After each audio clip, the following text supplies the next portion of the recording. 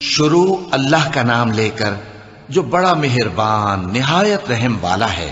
اے چادر میں لپٹنے والے، اٹھو، اب خبردار کرنے لگو اور اپنے پروردگار کی بڑائی بیان کرو اور اپنے کپڑے پاک رکھو اور شرک کی گندگی سے تو الگ ہی رہو، اور اس نیت سے احسان نہ کرو کہ اس سے زیادہ کے خواہاں ہو، اور اپنے پروردگار کی خاطر صبر کرتے رہو۔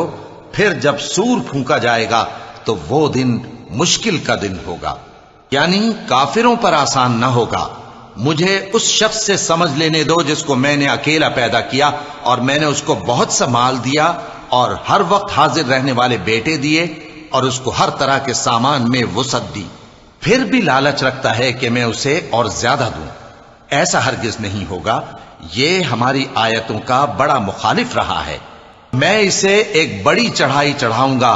اس نے غور و فکر کیا اور ایک بات ٹھہرا لی، یہ مارا جائے، اس نے کیسی تجویز کی، پھر یہ مارا جائے، اس نے یہ کیسی تجویز کی۔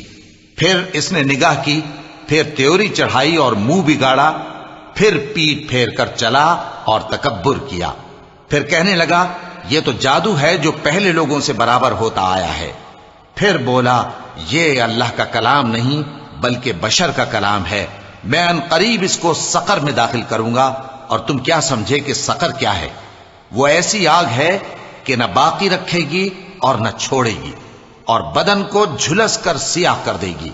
اس پر 19 داروغہ ہیں، اور ہم نے دوزخ کے داروغہ فرشتے ہی بنائے ہیں، اور ان کا شمار کافروں کی آزمائش کے لیے مقرر کیا ہے، اس لیے کہ اہل کتاب یقین کریں اور مومنوں کا ایمان اور زیادہ ہو، اور اہل کتاب اور مومن شک نہ لائیں، اور اس لیے کہ جن لوگوں کے دلوں میں نفاق کا روگ ہے اور جو کافر ہیں کہیں کہ اس مثال کے بیان کرنے سے اللہ کا مقصود کیا ہے۔ اسی طرح اللہ جس کو چاہتا ہے گمراہ رہنے دیتا ہے اور جس کو چاہتا ہے ہدایت دیتا ہے، اور تمہارے پروردگار کے لشکروں کو اس کے سوا کوئی نہیں جانتا، اور یہ قرآن تو بنی آدم کے لیے نصیحت ہے۔ ہاں ہاں، قسم ہے چاند کی اور رات کی جب رخصت ہونے لگے اور صبح کی جب روشن ہو جائے، کہ وہ آگ ایک بہت بڑی آفت ہے، انسان کے لیے ڈر کی چیز، یعنی اس شخص کے لیے جو تم میں سے آگے بڑھنا چاہے یا پیچھے رہنا چاہے۔ ہر شخص اپنے کرتوتوں کے باعث گرفتار ہوگا، مگر داہنی طرف والے نیک لوگ جنتوں میں ہوں گے اور پوچھتے ہوں گے، یعنی آگ میں جلنے والے گناہگاروں سے، کہ تم دوزخ میں کیوں پڑے؟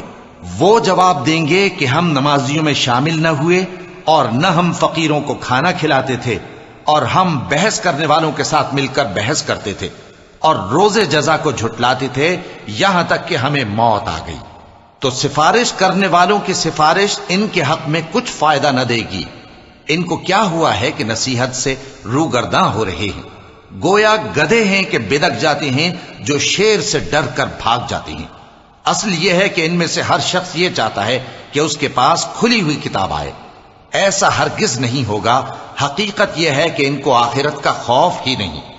کچھ شک نہیں کہ یہ قرآن نصیحت ہے، تو جو چاہے اسے یاد رکھے، اور یاد بھی تبھی رکھیں گے جب اللہ چاہے۔